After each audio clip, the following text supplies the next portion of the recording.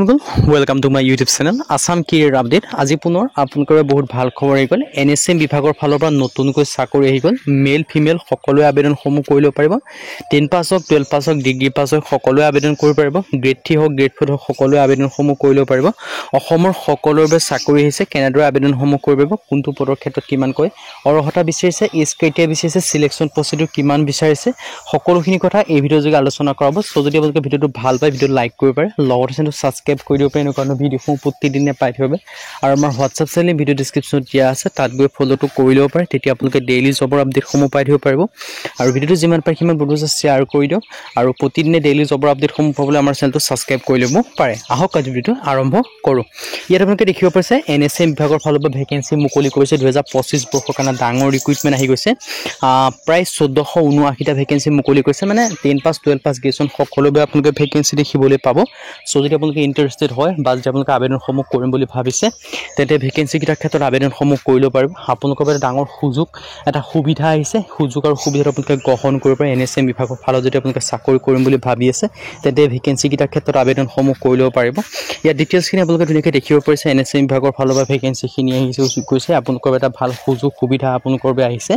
So সুযোগ আৰু সুবিধা আপোনালোকে গ্ৰহণ কৰিব পাৰে যদি আপোনালোকে আবেদনসমূহ কৰিম বুলি ভাবিছে। ইয়াত ভেকেঞ্চিখিনি দেখিব পাৰিছে। অৰ্গেনাইজেশ্যন নেম হেল্থ ডিপাৰ্টমেণ্টৰ পৰা ভেকেঞ্চি আহিছে। Nursing officer, junior account officer, মানে 10 পাছ 12 পাছ গ্ৰেজুৱেশ্যন সকলোৱে ভেকেঞ্চি দেখিবলৈ পাব। আপোনালোকে দেখি পাইছে nursing officer, junior account officer, technical officer, nursing nuclear medical টেকনলজিছৰ ভেকেঞ্চি আছে, ষ্ট'ৰ কিপাৰৰ ভেকেঞ্চি আছে, আপোনালোকৰ মেডিকেল ছ'চিয়েল ছাৰ্ভিচ অফিচাৰৰ ভেকেঞ্চি আছে, ছিনিয়ৰ এডমিনিষ্ট্ৰেটিভ এছিষ্টেণ্টৰ ভেকেঞ্চি আছে, ষ্টেন'গ্ৰাফাৰ ভেকেঞ্চি আছে, CSSD এছিষ্টেণ্টৰ ভেকেঞ্চি আছে, ড্ৰাফটমেনৰ ভেকেঞ্চি দেখিবলৈ পাব, হস্পিটেল এটেণ্ডেণ্টৰ ভেকেঞ্চিও দেখিবলৈ পাব। সো আপোনালোকৰ এটা ডাঙৰ সুযোগ, এটা সুবিধা আহিছে। সুযোগ আৰু সুবিধা আপোনালোকে গ্ৰহণ কৰিব পাৰে যদি আপোনালোকে আবেদনসমূহ কৰিম বুলি ভাবি আছে, তেন্তে এই ভেকেঞ্চিকেইটাৰ ক্ষেত্ৰত আপোনালোকে আবেদনসমূহ কৰি ল'ব পাৰিব। সো 10 পাছ 12 পাছ গ্ৰেজুৱেশ্যন সকলো কাৰণে ভেকেঞ্চি আপোনালোকে দেখিবলৈ পাব। আৰু ইয়াৰ ক্ষেত্ৰত আপোনালোকৰ যিখিনি কোৱালিফিকেশ্যন অনুযায়ী ভেকেঞ্চিখিনি দেখিবলৈ পাব।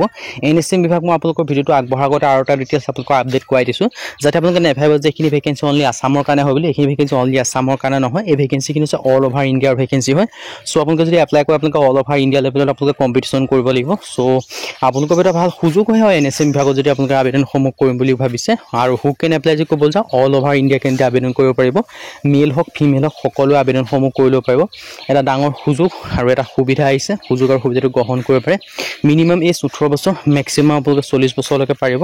আৰু লগতে ইয়াত দেখিছে জেনেৰেল OBC ক্ষেত্ৰত কোনো কিমানকৈ এপ্লিকেশ্যন ফিজ দিব লাগিব আপোনালোকে দেখিব পাৰিছে। আৰু চিলেকশ্যন প্ৰচেছটো হ'ব অনলাইন টেষ্ট হ'ব। অনলাইন টেষ্টৰ পিছত আপোনালোকে CBT এক্সাম হ'ব। মানে CBT এক্সামৰ পিছত আপোনালোকৰ হ'ব স্কিল টেষ্ট, আৰু স্কিল টেষ্টত আপোনালোকে পাছ কৰিবলৈ আপোনালোকে ফাইনেলি চিলেকশ্যনসমূহ লাভ কৰিব পাৰিব।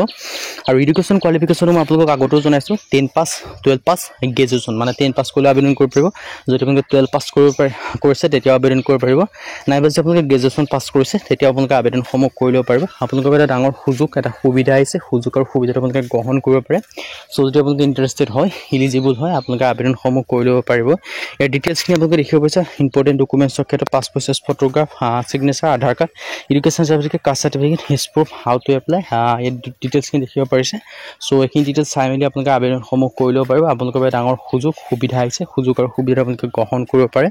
ইয়াৰ ডিটেইলছখিনি দেখিব পাৰিছে। হাউ টু এপ্লাই ক্ষেত্ৰত ইয়াৰ কাৰণে NSMৰ যিটো অফিচিয়েল ৱেবছাইট আছে, তাৰ অফিচিয়েল ৱেবছাইটত গৈ আবেদনসমূহ আপোনালোকে কৰি ল'ব পাৰিব। আবেদনসমূহ আপোনালোকে দেখিব পাৰিছে। এটা সুযোগ, এটা সুবিধা আপোনালোকৰ আহিছে। 18 জুনৰ পৰা আবেদনসমূহ ষ্টাৰ্ট হৈছে আৰু 18 জুলাই ইয়াৰ কাৰণে লাষ্ট ডেট হয়। আপোনালোকৰ হাতত বেছি দিন সময় নাই, 4-5 দিন সময় আছে। তাৰ আগতে আপোনালোকে আবেদনসমূহ কৰি ল'ব পাৰে। মই ডিটেইলছখিনি আপোনালোকক জনাই দিছোঁৱে।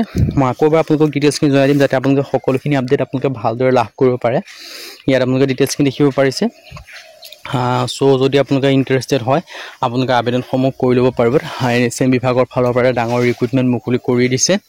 সো বয়সৰ সময়সীমাৰ ক্ষেত্ৰত ক'লোৱে, আৰু ৰিলেক্সেশ্যনসমূহৰ কথা ক'লোৱে। SC SC 5 বছৰকৈ ৰিলেক্সেশ্যন পাব, OBC 3 বছৰকৈ পাব, আৰু PWD 10 বছৰ পৰ্যন্ত ৰিলেক্সেশ্যনসমূহ লাভ কৰিব পাৰিব। সো আজি ভিডিঅ' মানে যদি ভিডিঅ' ভাল পায় লাইক কৰিব পাৰে, লগৰ চেনেলটো ছাবস্ক্ৰাইব কৰিব পাৰে। এনেকুৱা ভিডিঅ'সমূহ প্ৰতিদিনে পাই থাকিব। আৰু আমাৰ হোৱাটছআপ চেনেল ভিডিঅ' ডেছক্ৰিপশ্যনত দিয়া আছে, তাত গৈ ফ'ল'টো কৰি দিব পাৰে। তেতিয়া আপোনালোকে ডেইলি জবৰ আপডেটসমূহ পাই থাকিব পাৰিব। আজিলৈকে ভিডিঅ'টোত লগ পাম।